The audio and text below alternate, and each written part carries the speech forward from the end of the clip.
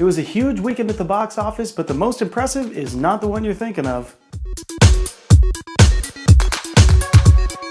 Hello everyone, I'm Jeremy Geckner with the Front Row Movie Reviews, and this is your weekly box office report with stats from our friends over at boxofficemojo.com. Disney and Pixar's Cars 3 took the top spot at the box office this weekend with an estimated $57.5 million.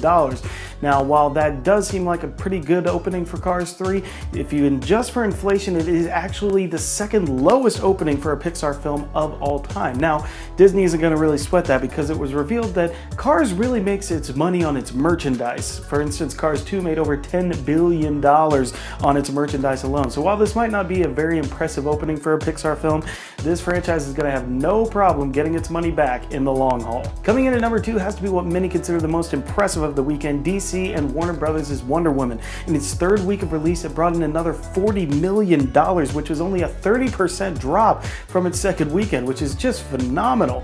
That brings its domestic total up to $274 million and its global total up to $571 million. It is now officially set to outpace both Man of Steel and Suicide Squad as the second highest grosser of the DC cinematic universe. Coming in at number 3 this week was the pretty divisive film All Eyes on Me. This Tupac Shakur biopic brought in an estimated $27 million on just 2,400 screens nationwide.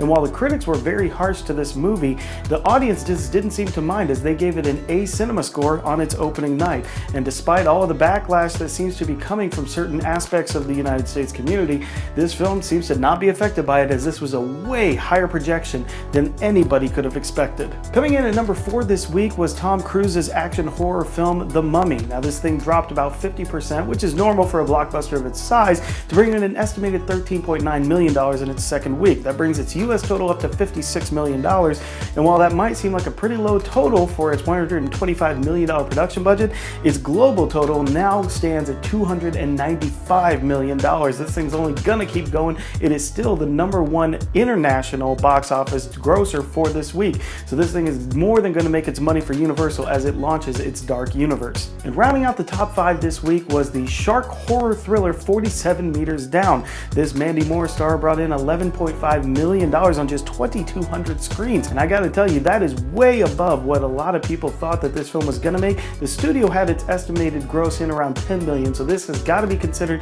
a pretty big win for a film that not a lot of people gave a shot to this weekend. I'm Jeremy Geckner. Hey, head on over to the frontrowmoviereviews.com. You can see all of our previous box office reports, our trailer reactions, any videos we've ever done, and of course, all the podcasts we produce for the Front Row Movie Reviews.